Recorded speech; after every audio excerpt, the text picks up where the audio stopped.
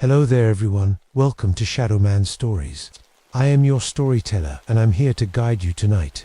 I know many of you use these videos to drift off to sleep, so before we begin, take a moment to like this video and subscribe to our channel. I'm always curious, where are you watching from and what time is it in your part of the world? Now, find your cozy spot and relax. My name is Miguel Santos and I used to be fearless. That was before the summer of 1989. Before I learned that some heights should never be climbed. I'd been a park ranger at Grand Canyon for 3 years by then, but climbing had been my life. 411 started when I was 18, fresh out of high school in Phoenix. By 25 I had sponsorship deals with 3 gear companies, free equipment, travel money, my face on magazine covers. I was living the dream until my climbing partner Jake fell to his death on a route we'd done 100 times before. After that, the dream felt like a nightmare. I couldn't look at a cliff face without seeing Jake's body twisted on the rocks below, so I walked away from it all and became a ranger. Figured I could use my skills to save people, instead of just showing off for cameras. The Grand Canyon in June is no joke. Temperatures hit 115 degrees in the shade, and there isn't much shade. On a cliff face, the heat makes the rock expand and contract, loosening holds that seemed solid in cooler weather. Smart climbers avoid the canyon walls during summer. Unfortunately, tourists aren't always smart. That's how I found myself rappelling down Bright Angel Trail at 2 in the afternoon on June 15th, looking for 3 missing climbers. The emergency call had come in an hour earlier from their guide, a guy named Dave Morrison who I'd worked with before. Dave wasn't the type to panic, but his voice on the radio was shaking. "Miguel, you need to get down here now," he'd said. "Something attacked my clients. I've never seen anything like it." I figured he meant a mountain lion or maybe a bear, though bears were rare in this part of Arizona.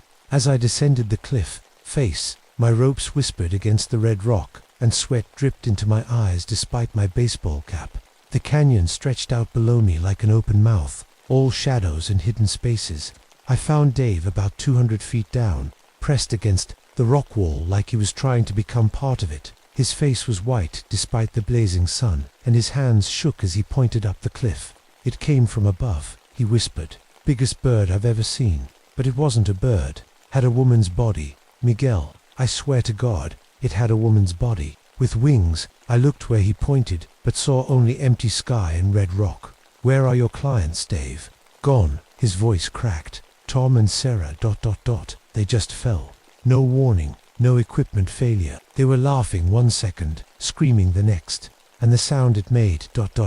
He covered his ears, like a woman screaming, but louder than any human could scream. I helped Dave back to the top and called for backup. While we waited, I examined the gear he'd recovered. 3 sets of climbing equipment, each one shredded like it had been put through a wood chipper. The ropes were cut clean through, but not by any knife I'd ever seen. The cuts were too precise, too surgical. "Dave, did you see what cut these ropes?" He shook his head. "It happened too fast. 1 second Tom was 20 feet to my left. Next second he was falling. Sarah tried to catch him, but then she fell too. And that thing ... double quotes, he shuddered. It followed them down. As the sun began to set, painting the canyon walls blood red, I heard something that made my skin crawl. A sound like a woman crying, but distorted somehow, like it was coming from very far away or very high up. Dave heard it too and grabbed my arm. "That's it," he whispered. "That's the sound it made." I told myself it was just wind through the rock formations. The canyon was full of weird acoustics. But deep down, I knew Dave wasn't lying. Something had killed those climbers, and it was still out there. 3 days later, we found the body. They were discovered by a helicopter pilot named Carlos Mendez, who'd been searching the canyon floor for any sign of the missing climbers. What he found didn't make sense. Tom and Sarah weren't at the bottom of the cliff where they should have been. Instead, they were on a narrow ledge about 300 feet down the opposite wall, a ledge that was impossible to reach without climbing equipment. "I don't understand how they got there," Carlos told me as we prepared for the recovery mission. "That ledge faces north. Even if they'd fallen from where Dave said, they couldn't have landed there. It's like something carried them." The recovery took most of the morning. I rappelled down with 2 other rangers, expecting to find the usual aftermath of a climbing accident: broken bones, torn clothing, blood. What we found was much worse.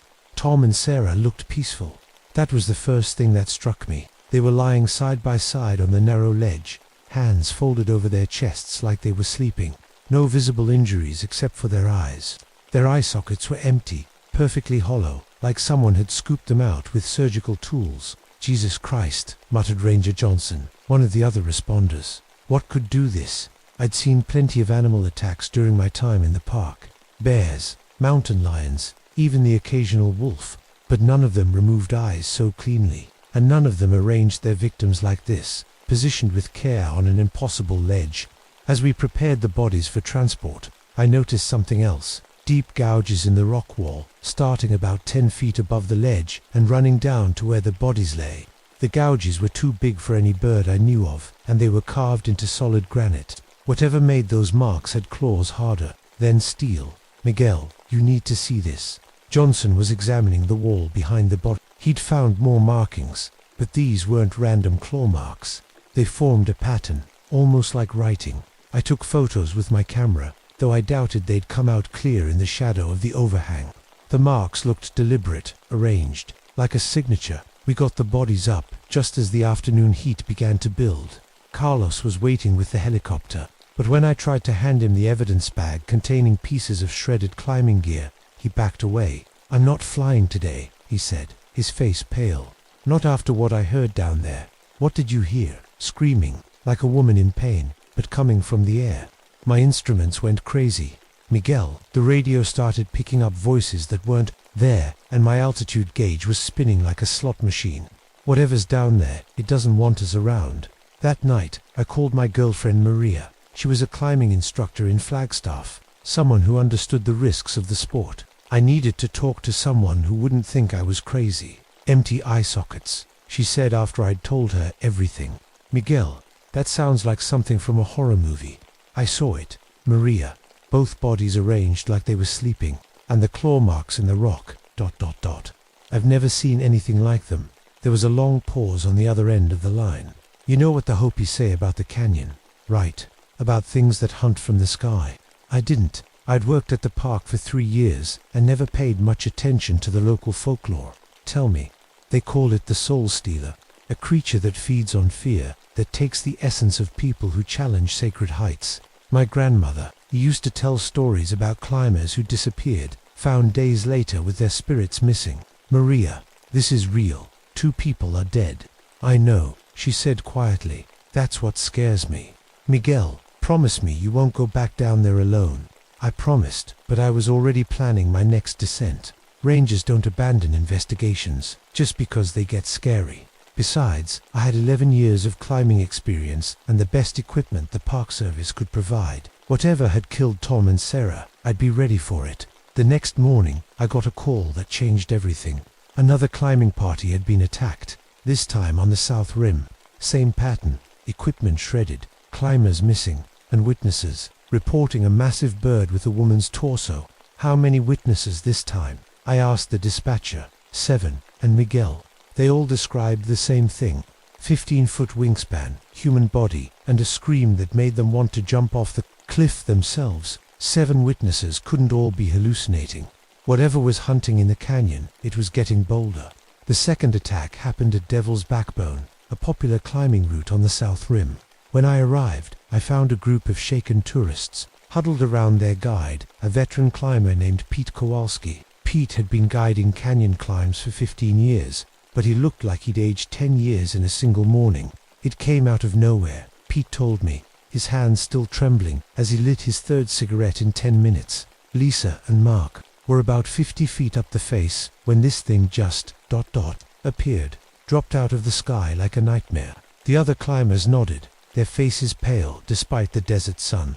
A woman in her 40s named Janet spoke up. "I got pictures. At least, I think I did." She handed me her camera with shaking hands. I scrolled through the digital images on the small screen. Most were normal tourist shots of the canyon, but 3 photos near the end made my blood freeze. They showed a dark shape against the red rock, wings spread wide, diving toward the tiny human figures. The creature was too far away to make out details, but the wingspan was enormous. "Jesus," I whispered. "That's not the worst part," Pete said. "The sound it made, like a woman, screaming, but amplified somehow. made my ears ring, and gave me the worst vertigo I've ever experienced. Poor Mark lost his grip completely and just ... let go. He let go. His equipment didn't fail. No, his gear was solid. But when that thing screamed, he looked at me with these empty eyes and just opened his hands, like he wanted to fall. Pete took a long drag from his cigarette. Lisa tried to help him, but the same thing happened to her. 1 second, she was reaching for Mark. The next, she was following him down. I spent the rest of the day examining the new crime scene. Like the first attack, the evidence didn't make sense. The victims had fallen from a 50-foot cliff, but were found on a ledge 200 feet away, on a completely different rock face. Their eyes had been removed with the same surgical precision, and their bodies showed no other injuries. But this time, there were more claw marks, deep gouges that started at the top of the cliff and spiraled down the rock face in a pattern that looked almost decorative. And at the bottom of the gouged trail, arranged in a neat pile, were pieces of climbing equipment from the first attack. Tom and Sarah's gear, placed there like an offering. That evening, I visited the park's small library and researched everything I could find about Hopi legends.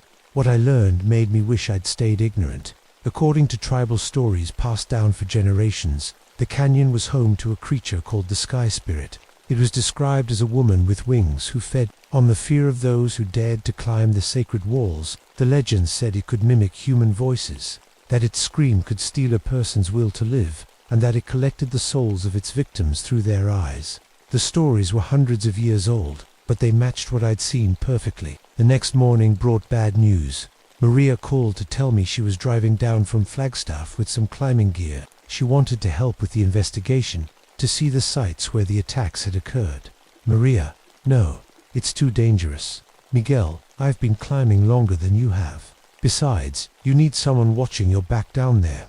I tried to talk her out of it, but Maria was as stubborn as she was skilled. She arrived that afternoon with a truck full of professional climbing equipment and a determination that reminded me why I'd fallen in love with her. We spent the evening planning our descent into the canyon.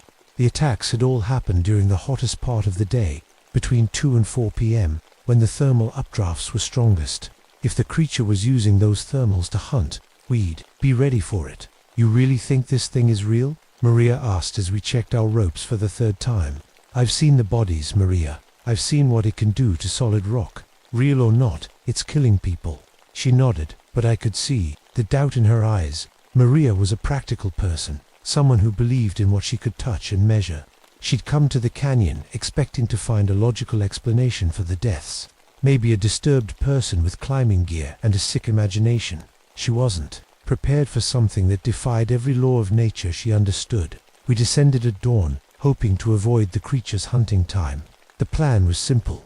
Examine the attack sites, collect evidence, and get out before the afternoon heat brought whatever was hunting these cliffs. For the first 2 hours, everything went according to plan. We rappelled down to the ledge where Tom and Sarah had been found, took detailed photographs of the claw marks, and collected rock samples from the gouged areas.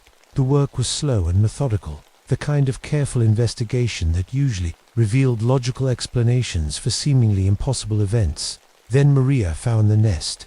It was hidden in a deep crack in the rock face, invisible from above or below, unless you happened to be at exactly the right angle. Maria spotted it while photographing the claw marks and called me over with excitement in her voice. Miguel, look at this. It's like a bird's nest, but huge. The nest was woven from climbing ropes, dozens of them twisted together into a bowl, shape about 6 feet across. But these weren't ordinary ropes. They were stained dark with what looked like blood, and they were arranged in a pattern that seemed almost ritualistic. In the center of the nest were small objects that made my stomach turn. Eyes, dozens of human eyes, perfectly preserved, arranged in concentric circles like some kind of offering. We need to get out of here, I said. But Maria was already taking pictures. This is evidence, Miguel, proof that something's been collecting trophies from its victims. As she spoke, I heard something that made every muscle in my body tense. A sound like singing, high and sweet, coming from somewhere above us. Maria heard it too and looked up with a smile on her face. That's beautiful, she said, like an angel singing. But I knew it wasn't an angel. The sound was too perfect, too hypnotic. And as it continued, I felt a strange urge to climb higher. to follow the voice toward its source. "Maria, we need to go. Now." She wasn't listening. Her eyes had taken on a dreamy quality, and she was already reaching for her ascending gear. "Don't you hear it, Miguel? It's calling to us." The singing grew louder, more compelling. I felt my own hands moving toward my climbing gear, felt an overwhelming desire to follow the voice up the cliff face. With tremendous effort, I grabbed Maria's arm and shook her. "Maria, snap out of it." For a moment, her eyes cleared. Then we both heard something that turned my blood to ice. The singing stopped, replaced by a sound like nothing I'd ever heard before. A scream that seemed to come from everywhere at once. A cry of rage that made the rock around us vibrate. And then we saw it. The creature dropped from above like a falling nightmare. 15 feet of wingspan spread against the desert sky, leathery wings that caught the afternoon thermals with impossible grace. But it was the body that made me forget how to breathe. From the waist up, it looked like a woman. Beautiful, even with long dark hair that flowed behind her as she flew. Her face was almost human, with high cheekbones and full lips that might have been attractive if not for the eyes. They were completely black, like looking into deep caves, and they seemed to pull at something inside my chest. From the waist down, she was pure predator. Eagle talons the size of my hands, powerful legs covered in dark feathers, and wings that moved with muscular precision as she circled us on the cliff face. "Why do humans insist on conquering sacred heights?" she said, and her voice was like music and screaming mixed together. Perfect English, but with harmonics that made my teeth ache. Maria was still under the creature's influence, reaching for her climbing gear with dreamy determination. I grabbed her hands and held them still, but she fought against me with surprising strength. "Let me go, Miguel. She's calling me home." The creature landed on a ledge 20 feet above us, folding her wings with careful precision. Up close, I could see details that would haunt my dreams for years to come. Her fingernails were long and sharp, stained dark with what I didn't want to identify. Her skin was pale as bone, stretched tight over muscles that looked too strong for any human frame. "I know you," she said, focusing those black eyes on me. "You're the one who's been disturbing my hunting grounds, photographing my work, collecting my gifts," I managed to croak. She gestured toward the nest full of eyes, each one a moment of perfect terror, the instant when they realized they would fall. I feed on that fear, that final understanding. It sustains me. "You're killing innocent people." Her laugh was like breaking glass. "Innocent. They come to my sacred walls with their ropes and metal tools, treating this holy place like a playground. I simply remind them that some heights belong to the sky alone." As she spoke, I heard something that made my heart stop. Maria's voice, calling my name from somewhere far below. But Maria was right beside me, still struggling in my grip. I looked down the cliff face and saw nothing but empty air and red rock. "Miguel, help me." The voice came again, definitely Maria's, but impossible. The creature smiled, showing teeth that were too white and too sharp. "I can sound like anyone you've lost. Miguel Santos, your climbing partner Jake, perhaps would you like to hear his voice again?" Suddenly Jake was there, calling to me from the canyon floor. "Miguel, the route's solid. Come on down, man. The holds are perfect." It was exactly what he'd said the day he died. The last words I'd heard from him before his rope snapped and he fell 300 feet to the rocks below. Hearing his voice again, I felt my grip on Maria Lucine. "That's it," the creature crooned. "Let her go. Let her come to me. I'll take her fear so gently, she won't even feel the fall." I forced myself to focus on Maria's face, on the empty, dreamy expression that meant she was completely under the creature's control. With my free hand, I reached for the emergency whistle on my climbing harness. If sound was this thing's weapon, maybe sound could be its weakness too. I put the whistle to my lips and blew as hard as I could. The shrill blast echoed off the canyon walls, and the creature recoiled like I'd struck her with a whip. Her perfect features twisted into something monstrous, and she let out a scream that made my previous encounters sound like whispers. The sound hit me like a physical force. My vision blurred, my sense of balance deserted me, and I felt an overwhelming urge to simply let go of the rock face and embrace the fall. For a moment, the idea seemed not just reasonable, but desirable. The creature was right. Why fight against the sacred heights? Why not just give in? But Maria's weight in my arms reminded me why I had to resist. I blew the whistle again, longer this time, and saw the creature stagger backward on her ledge. "Iron and noise," she hissed. always the same tricks, but I am older than your metal tools, older than your loud machines. I have hunted these walls since before your people discovered fire." She spread her wings and launched herself from the ledge, diving toward us with talons extended. I had maybe 2 seconds to act. Without thinking, I grabbed Maria's descender and clipped it to both our ropes. As the creature reached us, I pushed off from the rock face and we both dropped into a rapid rappel. The creature's talons missed us by inches, raking across the rock where we'd been standing, but she recovered quickly, folding her wings and diving after us like a missile. I could hear her screaming behind us, that sound that turned courage into terror and made rational thought nearly impossible. 50 feet down the cliff face, I realized we weren't going to make it. The creature was gaining on us, and my whistle was useless while repelling. In desperation, I did something that went against every safety protocol I'd ever learned. I reached up and cut our rope with my rescue knife. We fell the last 30 feet in free fall, landing hard on a pile of loose scree at the base of the cliff. Pain shot through my left ankle, and I heard Maria cry out as she hit the rocks. But we were alive, and the creature had pulled up short of following us to the canyon floor. She perched on a ledge 50 feet above us, wings mantled like a hunting hawk's. "You cannot run from sacred justice, Miguel Santos. I know your scent now, know the sound of your fear. I will hunt you until you understand that these heights are not for climbing." Then she was gone, disappearing into the maze of rock formations that made up the canyon's interior. I helped Maria to her feet, noting with relief that she seemed to be shaking off the creature's influence. "Miguel, what happened?" I remember hearing singing, and then ... She looked around in confusion. "How did we get down here?" I told her everything as we limped toward the trail that would take us back to civilization. By the time we reached my truck, the sun was setting and my ankle had swollen to twice its normal size. But we were alive, and we had evidence that no one would believe. The photograph came out perfectly.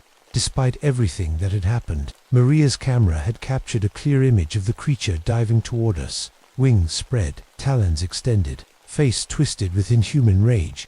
It should have been proof enough to convince anyone that something impossible was hunting in the Grand Canyon. Instead, it almost cost me my job.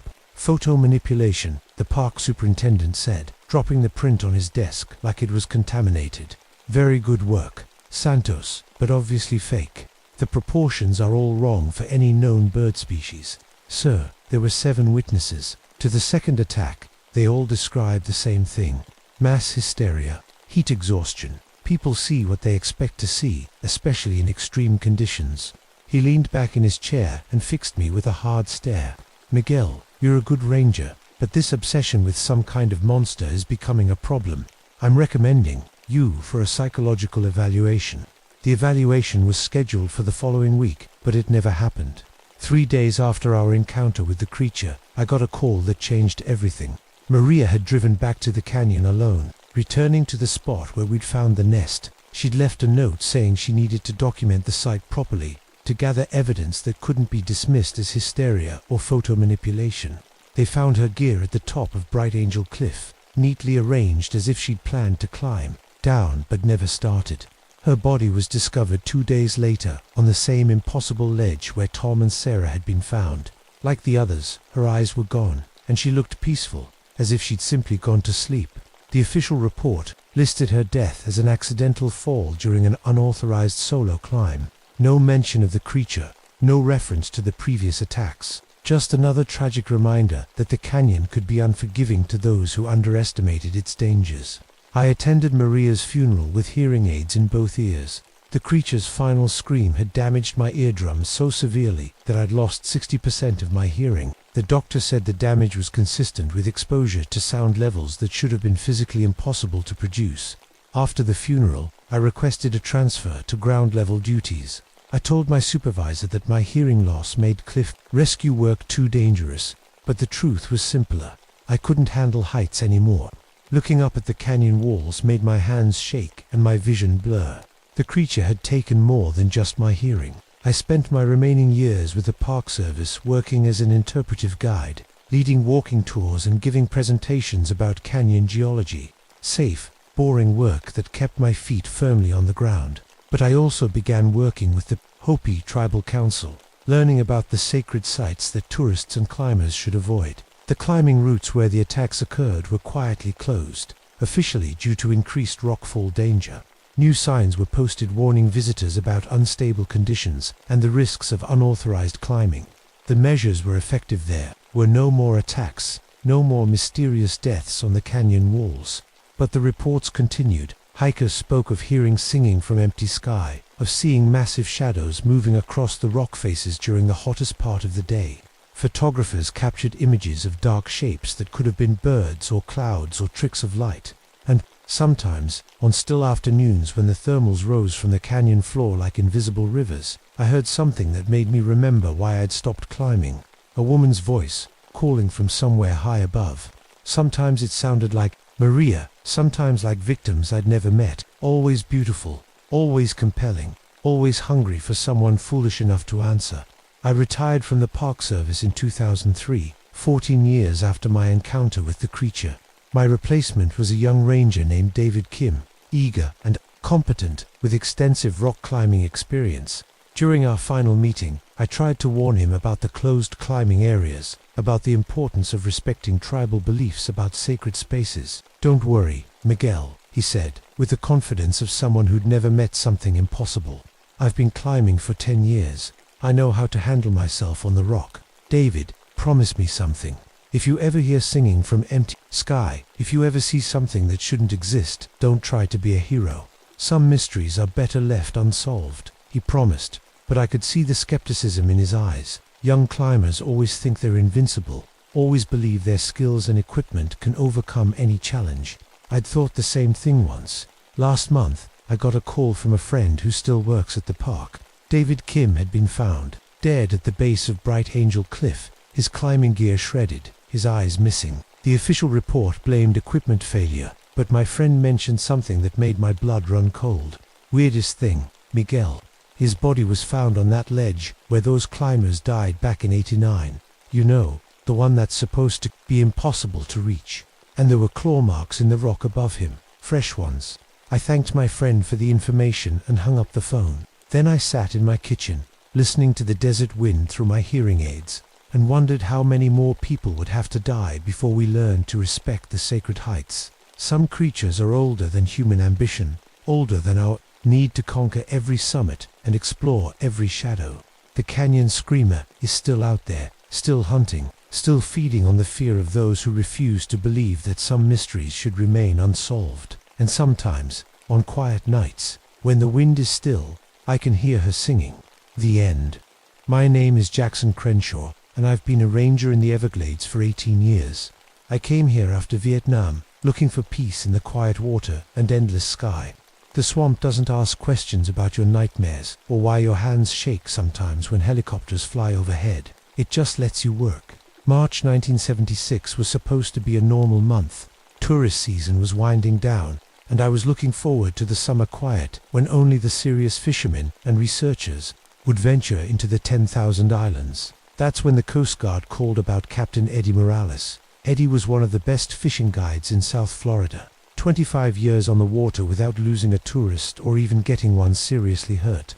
His boat, the Mary Catherine, was found drifting empty near Chokoloskee Island, 7 life jackets hanging neat on their hooks, 6 tourists and Eddie, all gone. I took my airboat out at first light. The Mary Catherine was anchored in about 4 feet of water, engine off. Everything looked normal until I climbed aboard. The fishing gear was set up like they'd been ready to cast, but nobody had touched it. Sandwiches still wrapped in the cooler, beer bottles sweating in the heat, still cold. Then I saw the scratches. Deep gouges ran along the portside hull, just below the waterline. At first I thought they'd hit a log, or maybe scraped against some mangrove roots. But the marks were too clean, too deliberate, like something with claws had grabbed the boat and held it. The smell hit me when I leaned over to look closer, sweet and rotten, like fruit left too long in the sun mixed with something else, something dead. It made my stomach turn and reminded me of things I'd rather forget from the jungle. I'd been telling folks for years that the skunk ape stories were nonsense, just black bears standing up in bad light, maybe a drunk fisherman seeing things. The Everglades had enough real dangers without inventing monsters, gators, snakes, getting lost in the maze of mangrove islands where all the channels looked the same. But standing on Eddie's boat, smelling that stench and looking at those claw marks, I felt something I hadn't felt since my last patrol in Siuchi, that prickle on the back of your neck when you know something's watching you. The water around the boat was wrong too. Normally it's brown with tannins from the mangroves, but this was different. Green scum floated in thick mats, and I could see dead fish belly up underneath. The whole area stank of algae and rot. I called it in and waited for the Coast Guard to tow the Mary Catherine back to Everglades City. While I waited, I noticed something else. No birds. The Everglades are always full of herons, egrets, ibis, and anhinga. But for as far as I could see, the sky was empty. Even the gulls were gone. My airboat engine coughed and sputtered when I tried to start it. Had to pull the cord 6 times before it caught. The engine had been running fine that morning, but now it seemed reluctant to move through the green water. As I headed back toward the ranger station, I kept looking over my shoulder. The feeling of being watched never went away, and that smell seemed to follow me, clinging to my clothes and hair like smoke from a bad fire. I had seen plenty of missing person cases over the years. Tourists who wandered off marked trails, fishermen who got turned around in the back. Most of them we found within a day or two, embarrassed but alive. Some we never found at all. The Everglades can swallow people without a trace. But 7 people don't just vanish from a boat in calm water, and they don't leave behind claw marks and that awful smell. The next morning brought Tommy Valdez, a rookie ranger fresh from training in Colorado. The Park Service sent him to help with the search, though I would have preferred working alone. Tommy was eager and asked too many questions, the kind of enthusiasm that could get you killed in hostile territory. We took my airboat back to where the Mary Catherine had been found.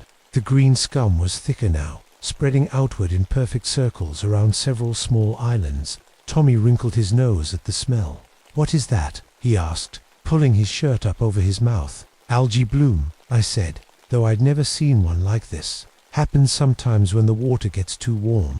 We started at the abandoned boat's position and worked outward in expanding circles. The GPS coordinates put us right in the heart of some of the most remote water in the park. Mangrove islands so thick and twisted that even experienced guides got lost. About 2 hours in, we found the first sign. Tommy spotted it, a piece of bright yellow fabric caught on a mangrove branch about 8 feet up. I had to use a hook to pull it down. It was torn from a life jacket, fresh enough that it couldn't have been there long. "How does a piece of life jacket get that high?" Tommy asked. I was wondering the same thing. The tide hadn't been nearly high enough to put water at that level, and there was no way someone could have thrown it that far up into the branches. We followed the direction the fabric was pointing and found more signs. Broken branches twisted into shapes that didn't look natural. Patches of that green slime on tree trunks and roots. And everywhere, that sweet rotten smell getting stronger. The airboat engine started acting up again. It would run fine for a few minutes, then sputter and nearly die. I'd been maintaining that engine for 3 years and never had problems like this. "Maybe we should head back," Tommy suggested, when the engine died completely for about 30 seconds. I was about to agree when we heard it. A low sound, almost like a groan but deeper.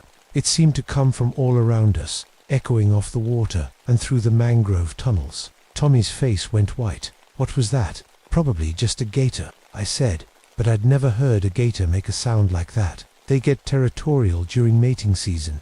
The sound came again, longer this time, and with it, the smell got stronger. So strong that Tommy leaned over the side of the airboat and threw up. That's when we saw him. Eddie Morales was hanging, about 15 feet back in the mangroves, wrapped in Spanish moss like a cocoon. His arms and legs were spread out against the trunk of a big red mangrove, and at first I thought he was just resting. Then I realized he wasn't moving at all. "Eddie," I called out, but there was no response. Getting to him meant wading through waist-deep water full of that green scum. Tommy stayed with the boat while I pushed through the muck. The bottom felt strange under my boots, softer than normal mud, almost spongy. Eddie was alive, but barely. His eyes were open but unfocused, pupils tiny pinpoints. His skin had a waxy look, like he'd been dipped in something. When I touched his arm, it felt cold despite the heat. "Can you hear me?" I asked. His mouth moved, but no sound came out. There were no obvious injuries, no blood, but something was very wrong. His whole body was rigid, like he was paralyzed. The Spanish moss around him wasn't just hanging naturally. It had been woven around his arms and legs, holding him in place. And when I looked closer, I saw it wasn't all Spanish moss. Some of it was that green algae stuff, formed into rope-like strands. "We need to get him out of here," I called to Tommy. But when I tried to lift Eddie, the moss tightened around him. Not like it was caught on something, like it was actively holding him. I had to cut through it with my knife, and when I did, a clear fluid leaked out that burned my skin. Getting Eddie back to the airboat was like carrying dead weight. He couldn't help at all, couldn't even hold his head up. Tommy helped me load him in, and we headed for Everglades City as fast as the sputtering engine would take us. Halfway back, Eddie spoke. Just one word, so quiet I almost missed it. "Guardian." Then his eyes rolled back and he passed out completely. The paramedics took Eddie to the hospital in Naples, but the doctors couldn't figure out what was wrong with him. His vital signs were stable but weak, like he was in some kind of coma. Blood tests showed traces of unknown compounds, things they'd never seen before. I didn't sleep that night. Every time I closed my eyes, I saw Eddie hanging in those mangroves and smelled that awful stench. And I kept hearing that sound, that deep groan that seemed to come from the swamp itself. 7 people were still missing, and I was starting to think we weren't looking for survivors anymore. The next 3 days were a nightmare. Tommy and I went out every morning, searching a wider area each time. The Coast Guard had boats out too, and volunteers from Everglades City joined the search. But the green scum was spreading, and the smell was getting worse. On the 3rd day, we found the first body. Maria Santos had been one of the tourists on Eddie's boat. We found her about a mile from where we'd discovered Eddie, but she hadn't been as lucky. She was wrapped in the same kind of moss cocoon, but she'd been there longer. Her skin was completely waxy now, preserved but clearly dead. The thing that made my blood run cold was her position. She was hung up in the mangroves just like Eddie, arms spread wide, but her face was turned toward the water like she was watching for something, and her eyes were still open. Tommy threw up again, but I made him help me get her down. We had to radio for the medical examiner, and when Dr. Patterson arrived by helicopter, he took one look at Maria and shook his head. "I've never seen anything like this," he said. "It's like she's been mummified, but with some kind of organic compound instead of traditional methods."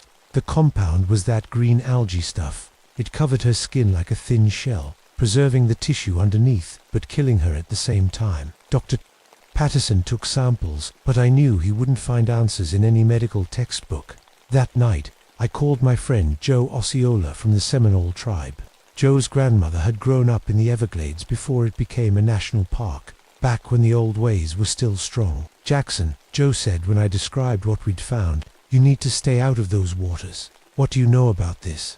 My grandmother used to tell stories about the old burial grounds, Calusa Indians, from before my people came south. She said there were places where the ancestors still walked, places that were protected. Protected by what? Joe was quiet for a long time. By something that was once human, but isn't anymore. Something that guards the dead and punishes those who disturb them. I thought about the claw marks on Eddie's boat, about the way the moss had held him in place, about Maria's preserved body watching the water. What kind of punishment? The stories say it makes the living join the dead, makes them guardians too. After I hung up, I sat on my porch and watched the sunset over the sawgrass. Somewhere out there, 5 people were still missing, and something was protecting waters that had been sacred long before any of us were born. The next morning, Tommy didn't show up for work. I drove to his apartment in Everglades City, but his landlord said he'd left early, said he was going fishing. Tommy didn't have a boat, which meant he'd taken one of the rental kayaks from the marina. I found his kayak around noon, floating, empty in a channel about half a mile from where we'd found Maria. No sign of struggle, no blood, just an empty kayak drifting in that green scum. But there were tracks in the mud on the nearest island, bare human footprints leading from the water up into the mangroves. Tommy's size 10 boots were sitting neatly, at the water's edge, like he'd taken them off to wade. I followed the footprints into the trees. They led to a small clearing where the mangroves opened up around a freshwater spring. The water was crystal clear, completely different from the green scum channels around it. Tommy was sitting in the spring up to his chest, perfectly still. His eyes were open but unfocused, just like Eddie's had been. But he was conscious, aware of me. "Tommy, what are you doing?" He turned his head slowly, like it took great effort. When he spoke, his voice was dreamy and distant. "It's beautiful, Jackson. So peaceful I can hear them singing." "Who's singing?" "The old ones. They're not angry anymore. They know I understand. I waded into the spring to get him, but the water felt wrong.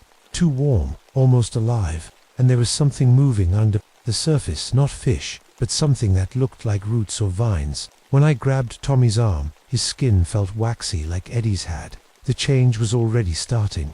"You have to come with me," I said, pulling him toward shore. But Tommy resisted, and he was stronger than he should have been. Those vines in the water wrapped around my legs, not tight enough to hurt, but definitely holding me. "It's okay," Tommy said. "I'm going to help them. We disturbed something we shouldn't have, and now I'm going to make it right." That's when I saw it. The thing rose out of the deeper part of the spring like a nightmare, made of moss and algae and rotting vegetation. 8 feet tall, roughly human-shaped, but wrong in every detail. Its skin was covered in that green slime, with Spanish moss hanging from its arms like hair. Its face was almost human, but stretched and distorted, with eyes that glowed with their own light. The smell hit me like a physical blow. That sweet rotten stench concentrated into something that made my eyes water and my throat close up. I tried to back away, but the vines around my legs held tight. The creature looked at me and spoke, its voice like wind through dead leaves. "You will not take him. He has chosen to serve." Tommy nodded dreamily. "I want to help. I want to protect the sacred places." I reached for my knife, but the creature gestured, and more vines shot up from the water, wrapping around my wrists. Its power over the plants was complete. Every root, every vine, every strand of moss obeyed its will. "The others came to steal," it said, "to rob the graves of my people. But this one understands. This one will guard." I realized what had happened. The tourists hadn't just been fishing. They'd been treasure hunting, diving down to the old Calusa burial sites that had been flooded when sea levels rose, taking artifacts, disturbing bones that had rested in peace for centuries. The creature stepped closer, and I could see it had once been human. The bone structure was still there, under all that organic growth, and there was intelligence in those glowing eyes, ancient intelligence and ancient rage. "And you," it asked, "will you steal from the dead?" "I'm just trying to find the missing people." "They are not missing. They are where they chose to be." The vines around my arms loosened slightly, and I saw my chance. I pulled out my emergency flare and popped it, filling the clearing with red light and thick smoke. The creature recoiled from the flames, releasing its hold on the plants. I grabbed Tommy and dragged him toward shore, but he fought me every step of the way. "You don't understand," he screamed. "We have to pay for what they did." I managed to get him to the kayaks, but I could hear the creature moving through the mangroves behind us, that groaning sound echoing all around. Tommy kept trying to jump overboard, and I had to tie him down with rope from the emergency kit. By the time I got him back to the ranger station, his skin was already starting to change. Within hours, he had that same waxy look as Eddie and Maria. The doctors couldn't help him either. He kept talking about the old ones and his duty to protect the sacred waters. 3 days later, he disappeared from the hospital. The security cameras showed him walking out on his own, but his movements were slow and mechanical, like he was sleepwalking. I knew where he'd gone. 2 weeks later, I went back alone. I couldn't let it end like this. 7 people were gone, transformed into something inhuman or worse. Eddie was still in the hospital, but getting stranger every day, talking about duties and guardians and ancient promises. Tommy was out there somewhere, probably hanging in the mangroves like Maria had been. I loaded my airboat with everything I could think of: flares, gasoline, a portable radio, rope, and my service pistol. I didn't think bullets would help, but they made me feel better. The green scum had spread across miles of water now. The Coast Guard had declared the area a hazard zone due to toxic algae blooms and natural gas leaks. Perfect cover for something that shouldn't exist. I found the creature's main territory by following the smell. It led to a hidden lagoon surrounded by ancient cypress trees, their roots disappearing into water so dark it looked black. This was the heart of it, the place where the Calusa had buried their dead centuries ago. Before rising seas flooded the burial mounds, the water was full of underwater structures, stone platforms and wooden posts, grave markers that had been sacred long before the first Europeans set foot in Florida, and scattered among them, the bright colors of modern diving gear. The tourists, equipment, abandoned when they realized they weren't alone down there. Tommy was waiting for me. He stood on one of the submerged platforms, water up to his waist. His skin was completely waxy now, pale green like old copper. Spanish moss hung from his shoulders and arms, and his eyes glowed with that same inner light I'd seen in the creature. "You shouldn't have come back. Jackson, I'm taking you home." "Tommy," he smiled, but it wasn't Tommy's smile anymore. "I am home. I'm protecting what needs to be protected."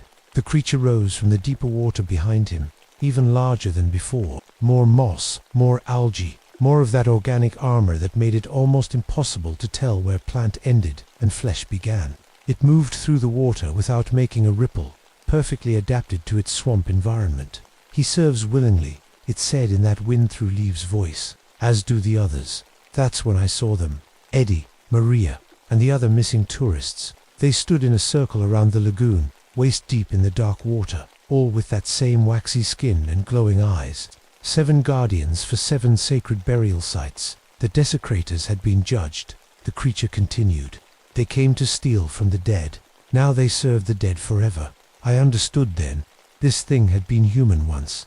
Probably a Calusa shaman who'd undergone some kind of transformation to protect his people's graves. Centuries of living in the swamp had changed him, made him part of the ecosystem itself. And now he was creating more guardians, more protectors for places that would otherwise be forgotten. They were just treasure hunters, I said. They didn't know what they were doing. Ignorance is not innocence. The sacred is sacred, whether one believes or not. The creature moved closer, and I could feel its power over the plant life around me. Vines crept up from the water, Spanish moss reached down from the trees, but I'd come prepared. I pulled out a flare and lit it, holding the flame between us. The creature stopped, its glowing eyes fixed on the fire. "Fire," it said. "The one thing that truly kills. Let them go," I said. "Take me instead." "You would trade your life for theirs."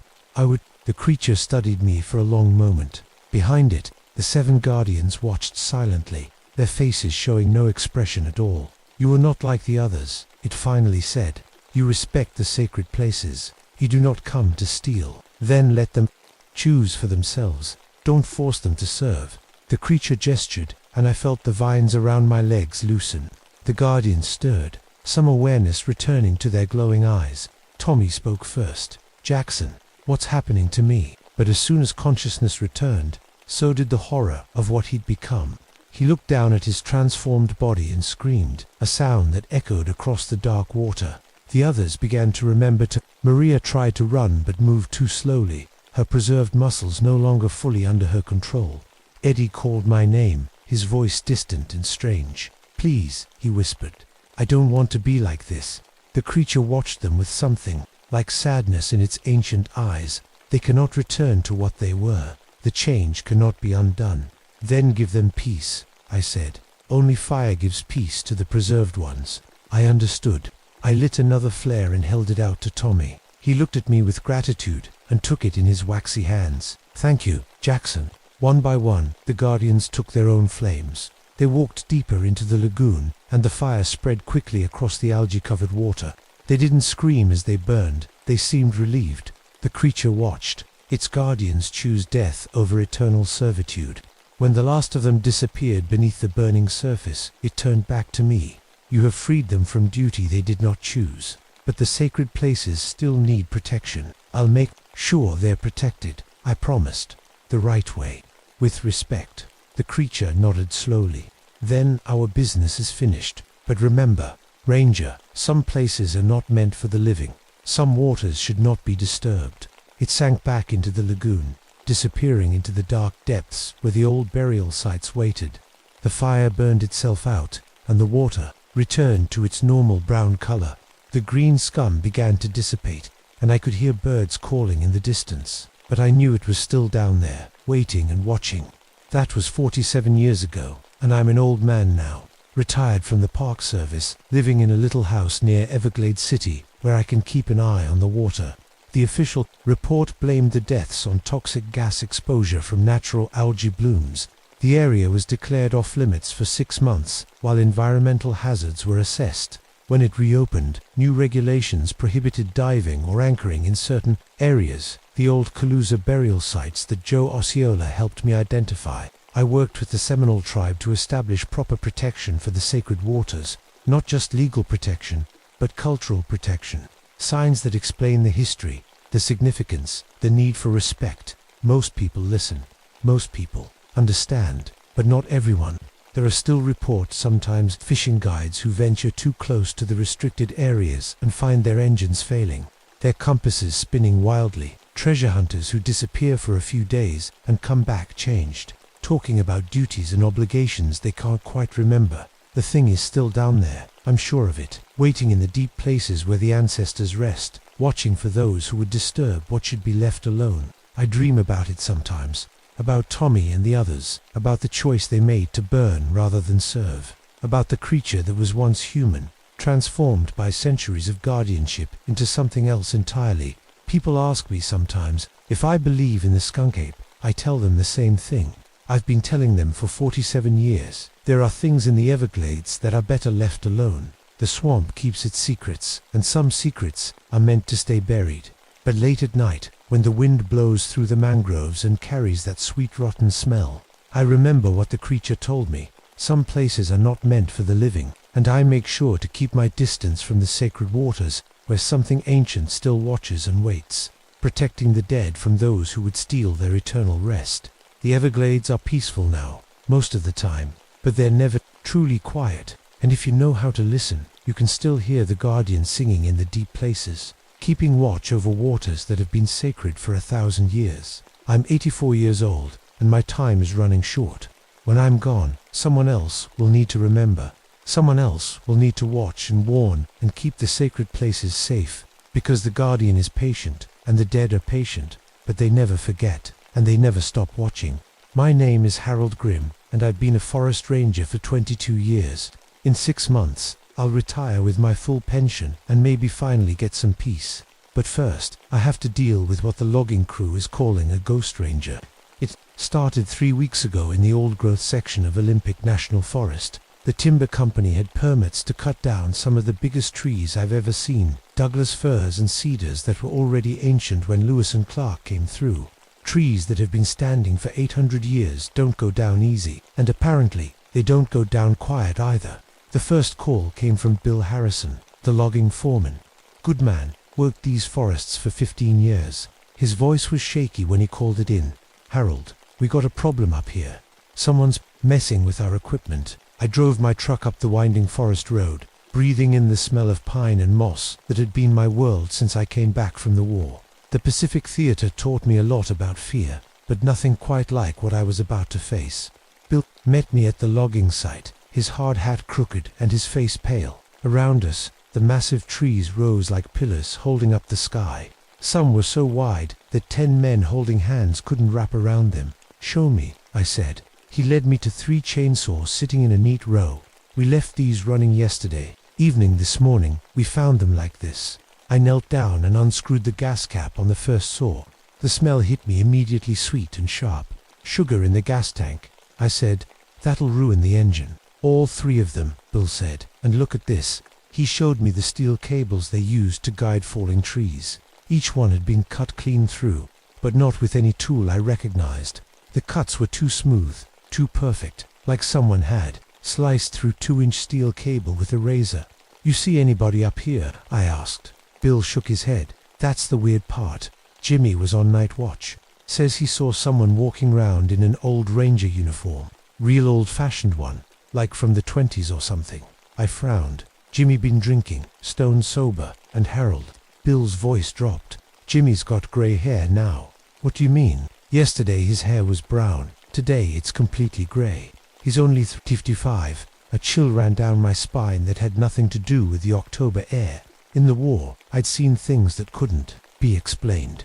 The South Pacific was full of stories about spirits in the jungle, angry ghosts of dead soldiers. I'd learned to listen when reality started bending at the edges. Where's Jimmy now? Went home sick. Said he couldn't stop shaking. I looked around at the ancient trees. Their bark was thick and scarred, like old veterans who'd survived countless storms. The wind moved through their branches with a sound like whispers. Tell your crew to pack it up for today, I said. I need to do some investigating. Bill nodded, relief washing over his face. Company's not going to like the delays. Company's not paying me to let people get hurt. As Bill walked away, I stood alone among the giants. The forest felt different here, older somehow, like I was standing in a cathedral that had been holy long before any church was built. Something moved in my peripheral vision.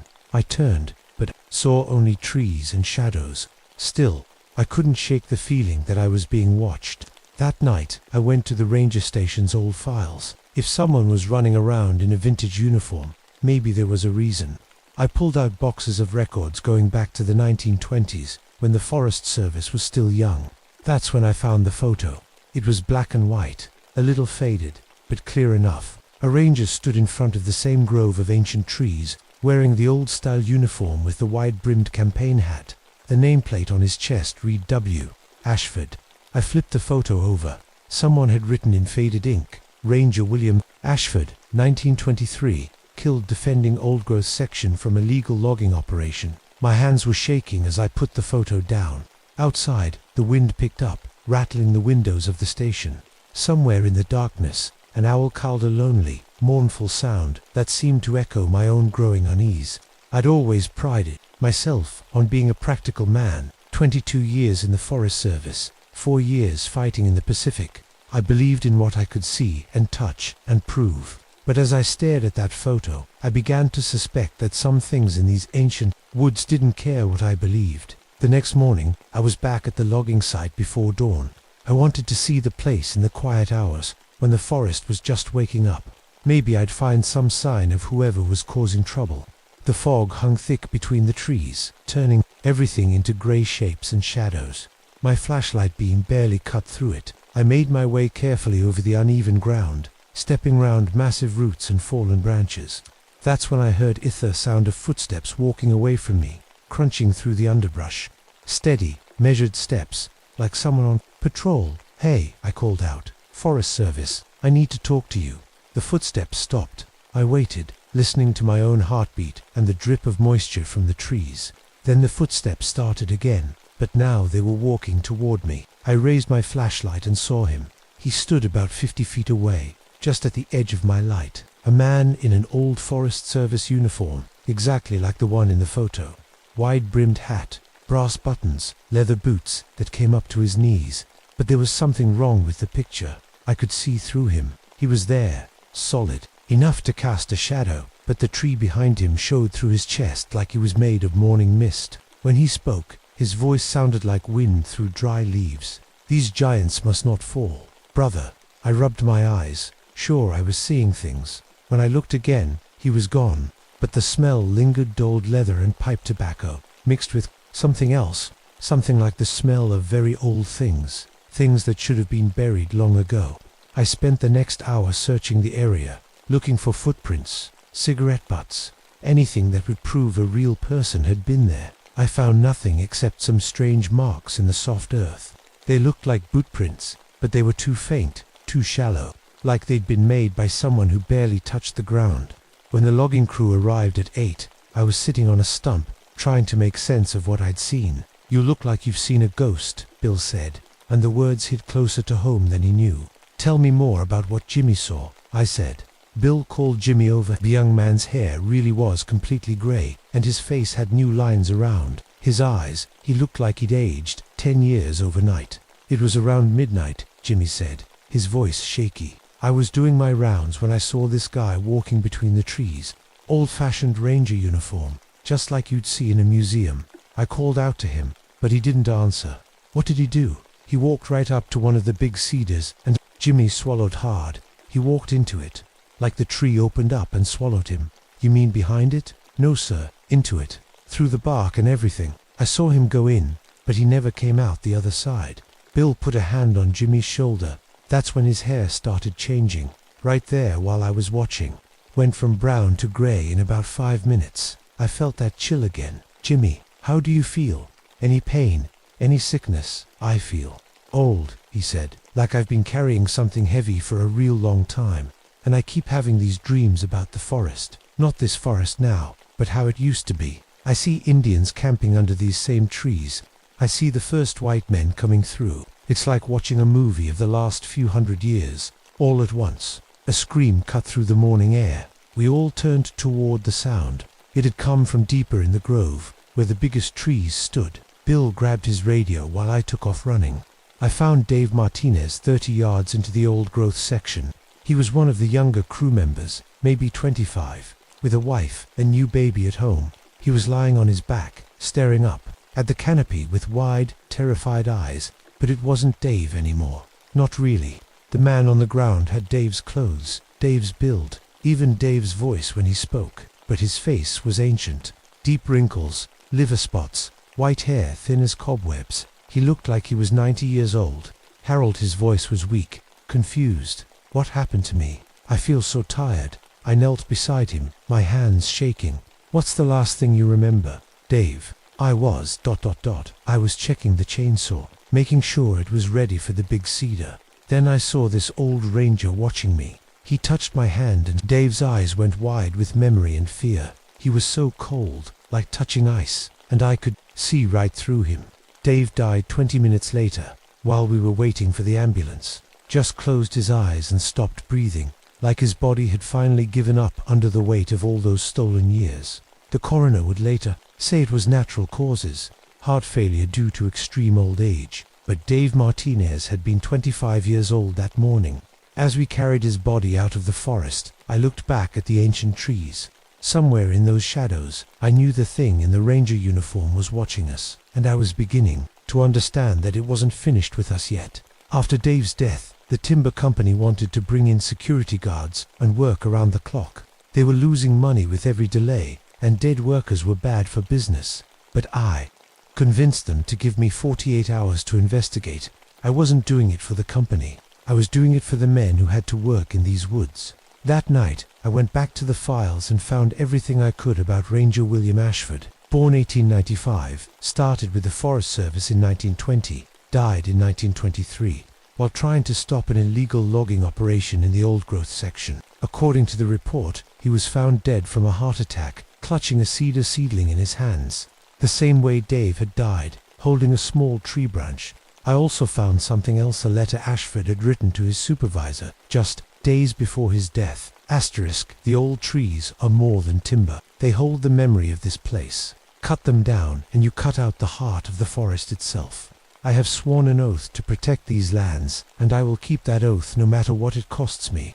Asterisk, the next morning, I was back at the site before sunrise, but this time I wasn't alone.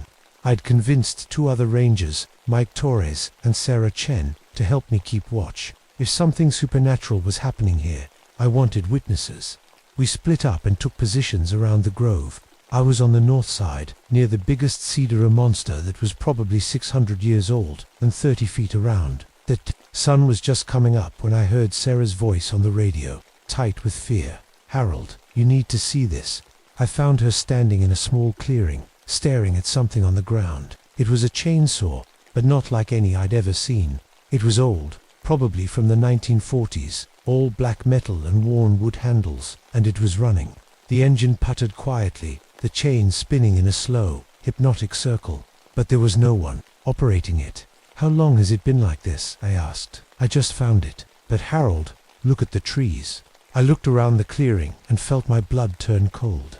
Every tree showed fresh saw marks, but they were healing as I watched. The cuts were closing up, bark growing back, wounds disappearing like they'd never been there. That's when Mike's voice crackled over the radio, high and panicked. Harold, Sarah, get over here now. We found Mike near the logging equipment, but he wasn't alone. The figure in the old ranger uniform was standing right next to him, one translucent hand resting on Mike's shoulder.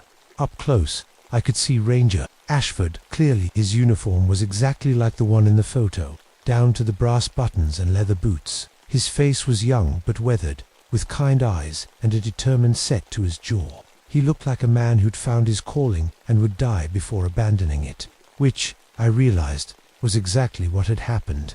Officer Grimm, Ashford said, and his voice was clearer now, more solid. We need to talk. Mike was aging before our eyes. His brown hair was shot through with silver, and lines were appearing round his eyes. But unlike Jimmy and Dave, he didn't seem afraid. He looked peaceful. He's showing me things, Mike said, wonder in his voice. The history of this place. I can see it, all the Indians who lived here, the first trappers, the homesteaders, and the trees. Harold, the trees remember everything. Ashford nodded. These giants have stood for 8 centuries. They've seen civilizations rise and fall. They hold the memory of the forest in their rings, in their roots, in their very being. Cut them down, and all that history dies with them. You're killing people, I said. I'm showing them the truth. Some can't handle it. Their bodies age, because their minds suddenly carry the weight of centuries. But it's not cruelty, it's necessity. Sarah stepped forward, her hand on her gun. You need to stop this. Ashford turned to her, and for a moment, his form became more solid, more real. Miss Chen, isn't it? Your grandmother told you stories about the spirits in the old forests of China. You know I'm not evil. Sarah's face went pale. How do you know about my grandmother? The trees told me. They speak to each other across the world, through root networks and fungal connections that span continents. What happens here affects forests everywhere. And everywhere, there are guardians like my rangers who died protecting what matters.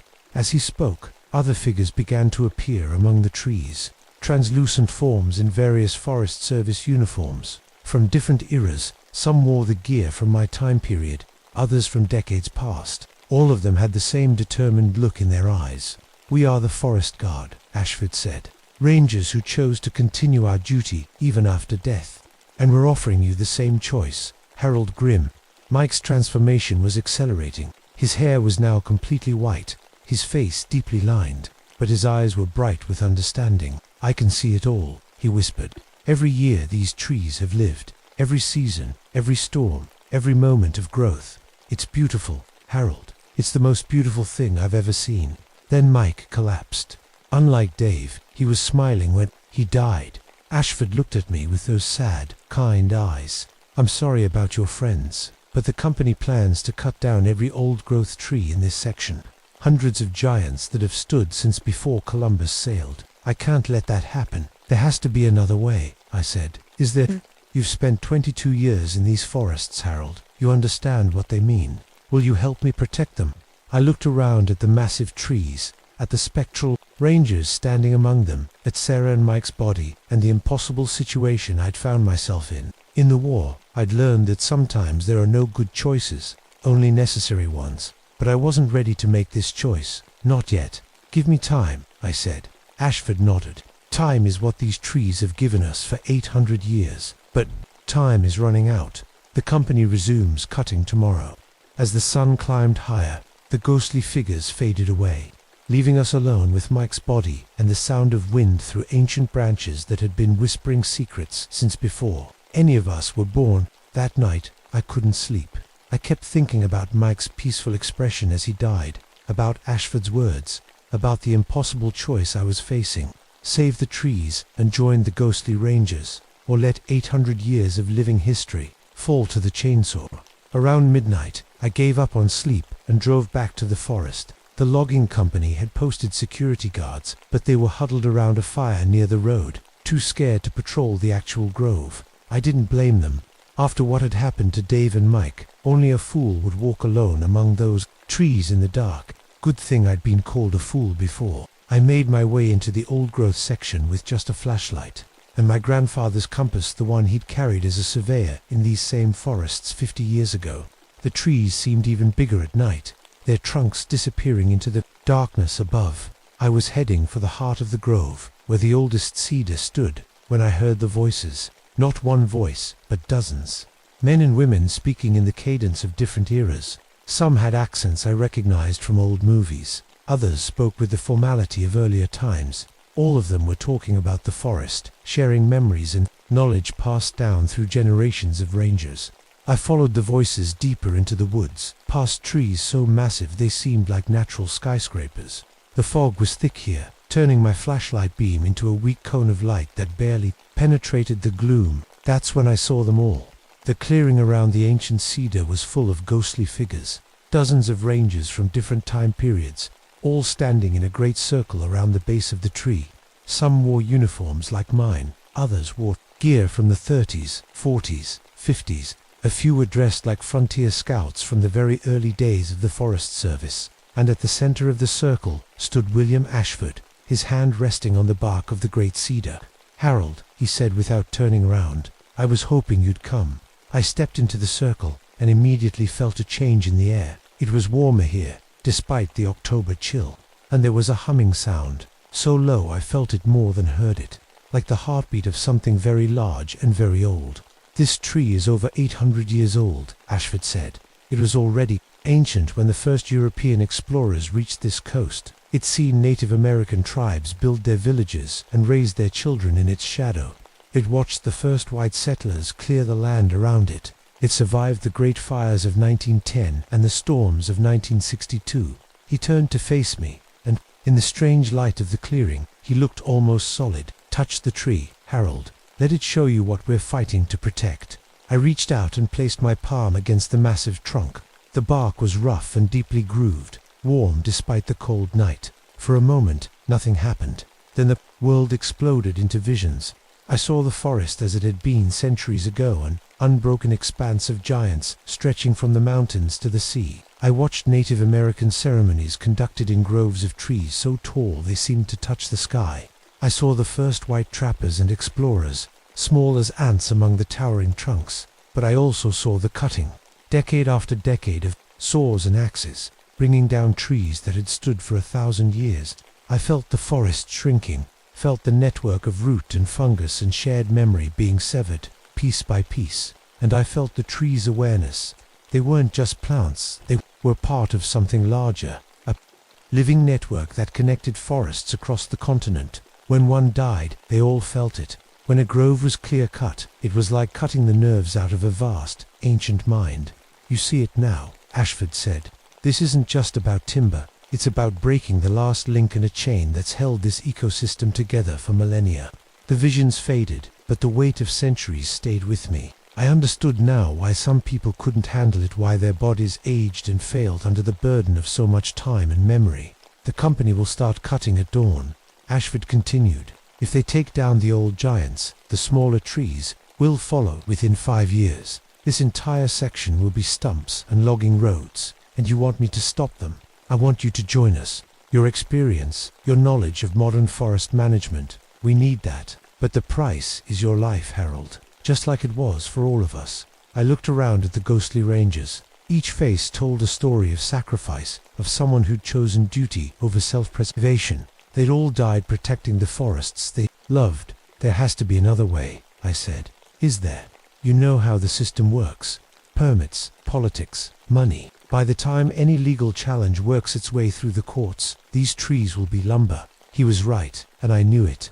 I'd seen too many old-growth groves fall to the saw, while environmentalists tied themselves up in legal knots. The machinery of government moved too slowly to save trees that had taken 8 centuries to grow. But I'd also learned something else in my 22 years as a ranger. Sometimes the best solution wasn't the obvious one. What if we could get them protected legally? I said. Wilderness designation, national monument status, something permanent. Ashford shook his head. That takes years. Harold, congressional action, environmental impact studies, public hearings. These trees don't have years. They don't need years. They need weeks. I pulled out my radio and called the ranger station. My supervisor, Tom Bradley, answered on the second ring. Tom, it's Harold. I need you to make some calls. Harold, it's past midnight. What's going on? I need you to call Senator Morrison's office first thing in the morning. Tell them we have a potential ecological disaster in the Olympic National Forest that requires immediate congressional intervention. What kind of disaster? I looked around at the circle of ghostly rangers, at the ancient cedar that held centuries of forest memory, at William Ashford waiting to see if I'd choose duty over death. The kind that can't wait for normal procedures, I said. 3 weeks later, I stood in the same grove, but everything had changed. Senator Morrison, who happened to be a veteran of the Korean War, understood when I explained that some things were worth fighting for.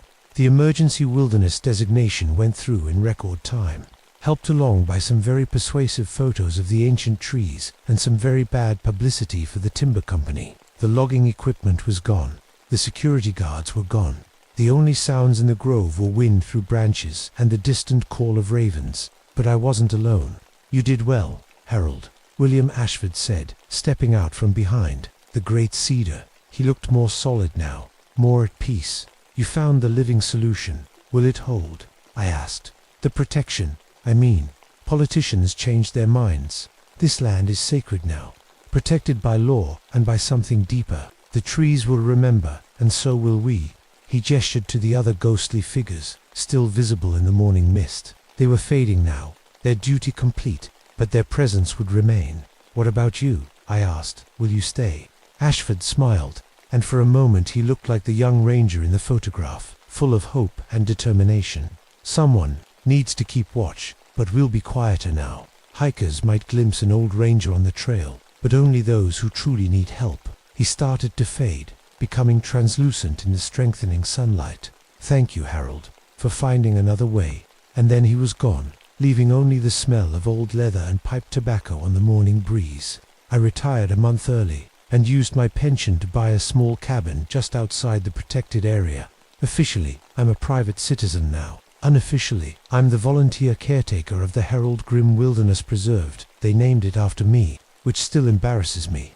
Most days, I lead groups of school children and tourists through the grove, telling them about the trees and their history. I don't mention the ghostly rangers, but sometimes the children ask about the nice old ranger they saw watching from the deep woods.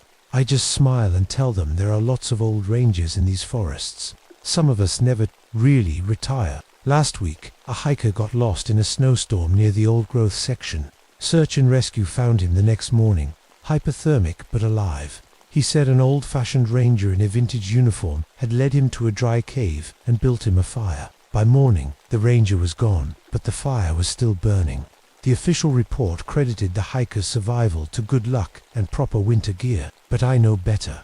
Some duties don't end with death. Some oaths are kept forever, and sometimes, in the evening when the mist rises from the forest floor and the ancient trees whisper their secrets to the wind, I see them, the forest guard, standing their eternal watch among the giants they died to protect.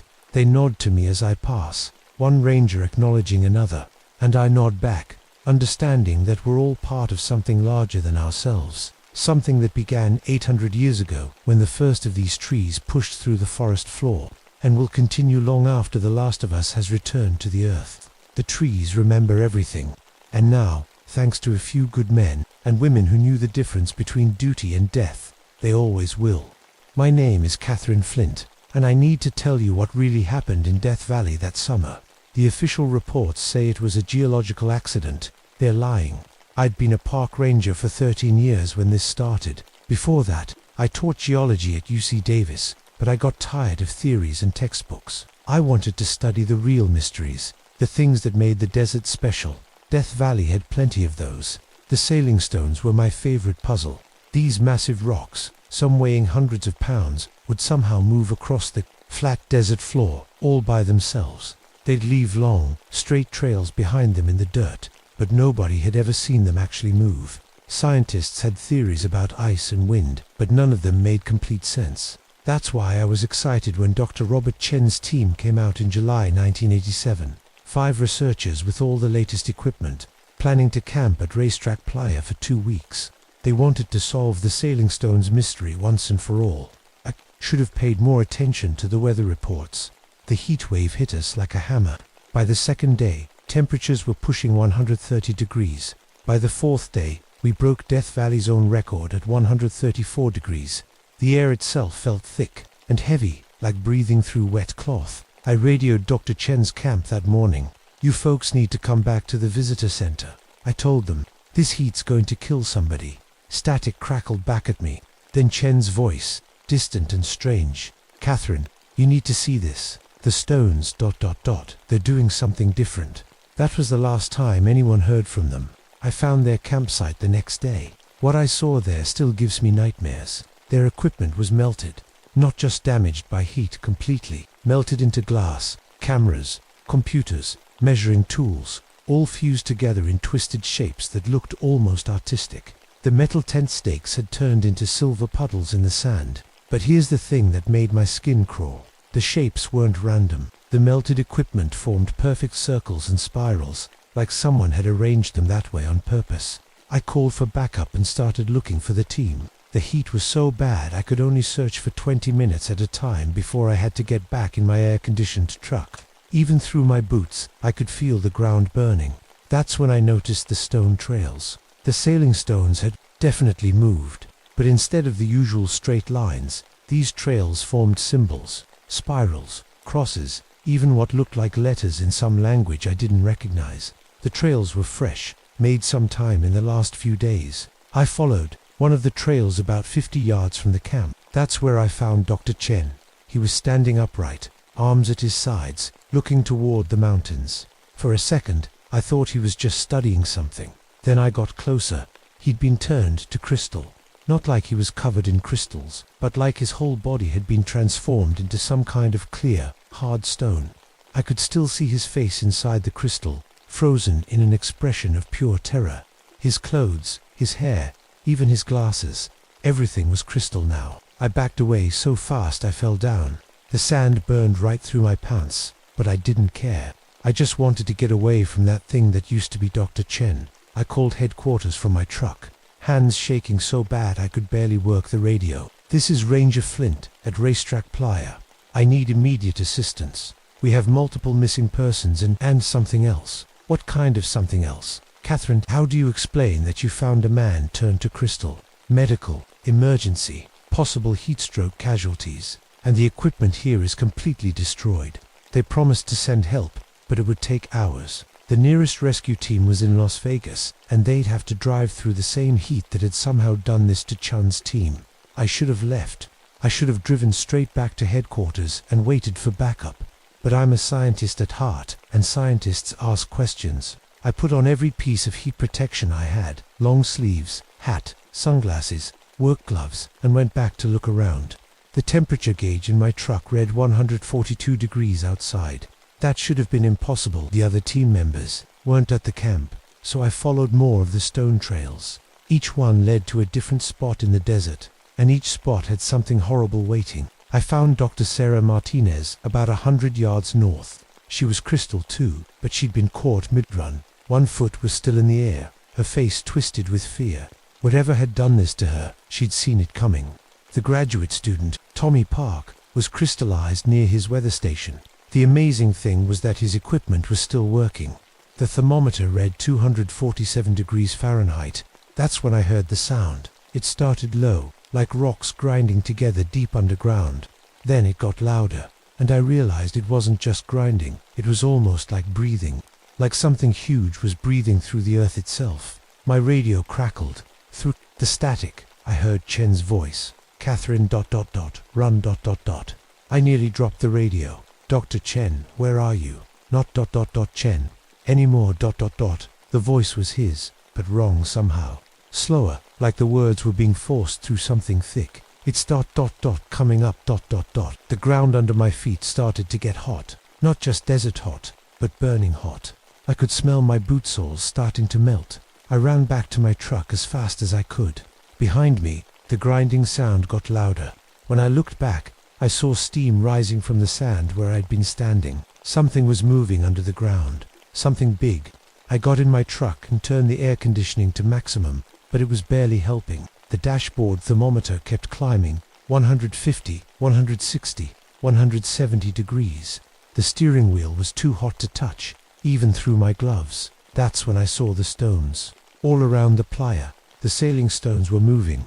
Not slowly, like scientists thought. They did. They were rolling and sliding across the desert floor like they were alive. The smaller ones bounced and danced. The big ones carved deep furrows in the sand as they moved in perfect formation. They were forming a circle around my truck. I tried to start the engine, but nothing happened. The heat had gotten to the electronics. I was trapped in the middle of a stone circle while something moved underneath the desert and the temperature kept climbing. The radio crackled again. This time it was Dr. Martinez's voice. Catherine ... It hurts to be crystal, but we can't die. Then Tommy, help us, please. Then all three voices together. It's coming up now. The ground in the center of the stone circle began to crack. Steam poured out of the cracks like the earth was bleeding heat. The temperature in my truck hit 180 degrees. I could feel my skin starting to burn just from the air around me. The rescue team chose that moment to arrive. I heard their truck engines in the distance and tried to wave them off, but they couldn't see me through all the steam. They drove right into the area where the temperature was climbing toward 200 degrees. Their truck tires melted first. I watched through my rear window as their vehicle settled down onto its wheel rims with a terrible scraping sound. The metal body started to glow red hot. Get out! I screamed, but they couldn't hear me. The rescue team, 3 men I'd worked with for years, jumped out of their truck. They made it about 10 steps before the heat hit them. I saw Jim Rodriguez drop to his knees, then start to change.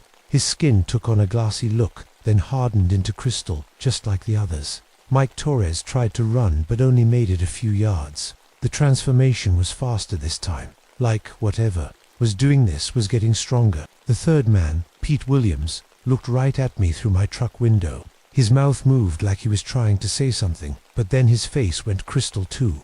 Now I had 6 crystal people standing around the desert, and the thing underground was still coming up. The cracks in the ground got wider. Molten rock, actual lava, started bubbling up through the gaps. This was impossible. Death Valley wasn't volcanic. There shouldn't be magma anywhere near here. But there it was, bright orange and flowing like honey. And something was moving in it. I saw a hand first. A huge hand made of black volcanic glass, reaching up through the molten rock. Then an arm, then a shoulder. The thing was climbing out of the earth like it was swimming up through lava. It stood up slowly, and I got my first clear look at it. 10 feet tall, shaped like a person, but made of living obsidian. Cracks ran through its body, and I could see molten rock flowing underneath. The surface like blood. Its eyes were just holes filled with lava, and when it breathed, steam poured out of its mouth. The desert howler.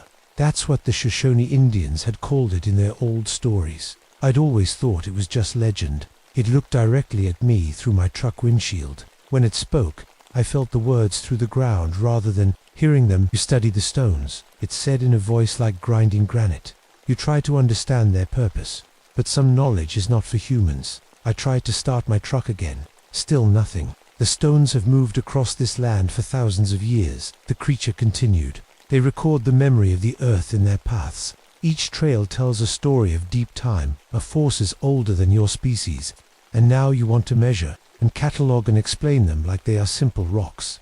It took a step toward my truck, where its foot touched the ground. The sand turned to glass. I am the guardian of these deep processes. I have slept beneath this valley since the last ice age, but your machines and your questions have awakened me. The crystallized bodies of the research team started to move. Dr. Chen turned his crystal head toward me. Dr. Martinez raised her glassy arm. They were still alive in there, somehow, and the creature was controlling them. You will join them, the desert howler said. You will become part of the record, frozen in time like the stones you study.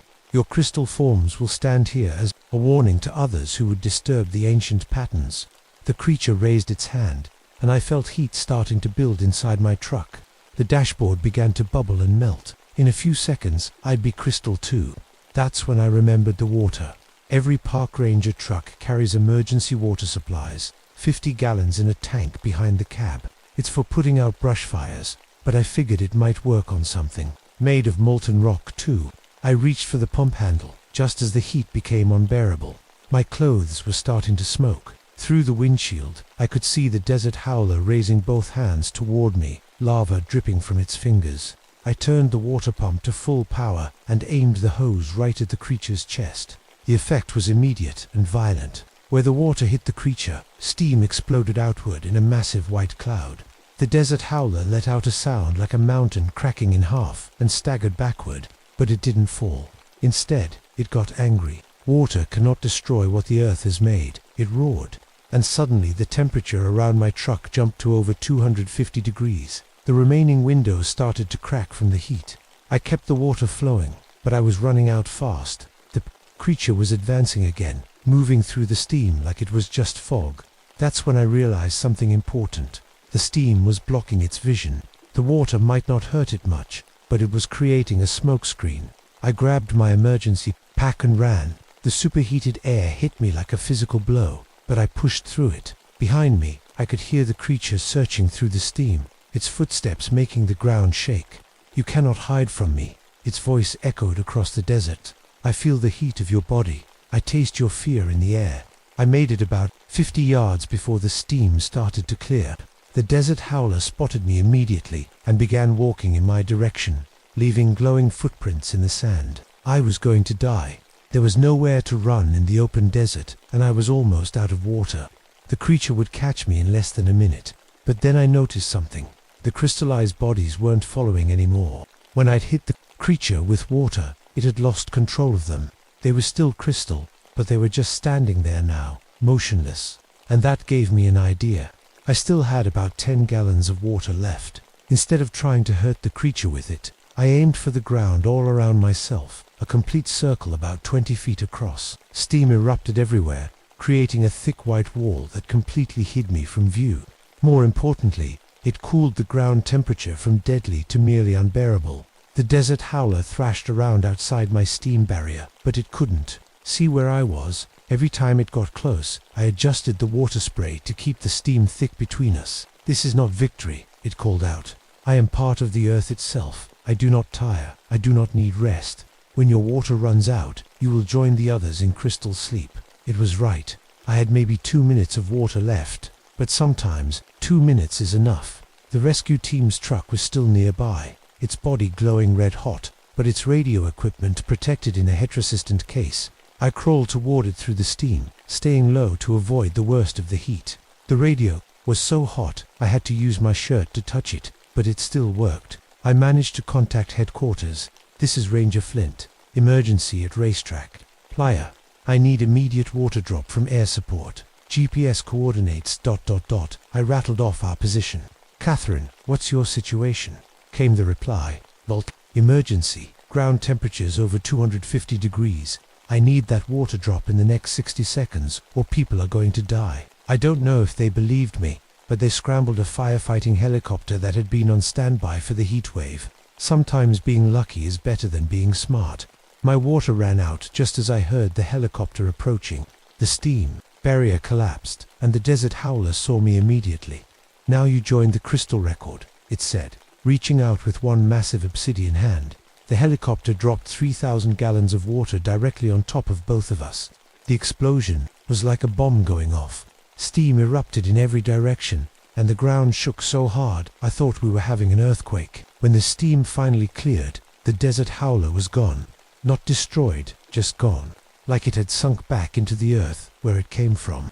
The official report blamed everything on unprecedented geological activity. Sudden volcanic venting, they said. Superheated gases from deep underground. The crystallized bodies were explained as a rare mineral formation caused by extreme heat and pressure. They moved the crystallized remains of Dr. Chen's team and the rescue squad to a special facility. Officially, they're being studied for scientific purposes. Unofficially, I think they're being hidden. I spent 3 weeks in the hospital with severe heat stroke and third-degree burns over 30% of my body. The doctors said I was lucky to be alive. They were probably right, but the heat did something permanent to me. My body's temperature regulation got messed up somehow. Now I can't handle any temperature over 60 degrees without getting sick. Even normal room temperature feels burning hot to my skin. So I transferred to Denali National Park in Alaska. It's always cold there, which suits me fine now. I tell people I wanted a change of scenery, but the truth is I can't go anywhere warm anymore. I keep track of what's happening in Death Valley through the scientific reports. The sailing stones are more active than ever. They move in complex patterns now, forming symbols and shapes that no one can explain. The area around Racetrack Playa is restricted to all geological research. Sometimes I get calls from other rangers, other scientists. They want to know what really happened out there.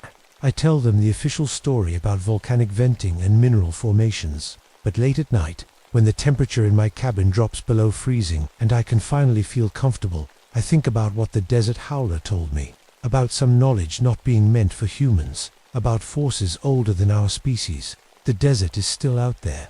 The stones are still moving. And somewhere deep underground, I think something is still sleeping, waiting for the next group of scientists who think they can measure and catalog the mysteries of the Earth. I hope they're smarter than we were. I hope they know when to leave. Some questions unanswered, because some things are too dangerous to understand, and some secrets are buried in the Earth for good reasons. My name is Catherine Flint, and this is what really happened in Death Valley in July 1987. The temperature readings in my final report were accurate. The rescue helicopter drop was real. The crystallized remains exist. Everything else is officially just heat mirages and dehydration hallucinations. But you should know, I've never had a hallucination that left scars this deep, or that changed my life this completely. The desert remembers everything, and some things in the desert remember us back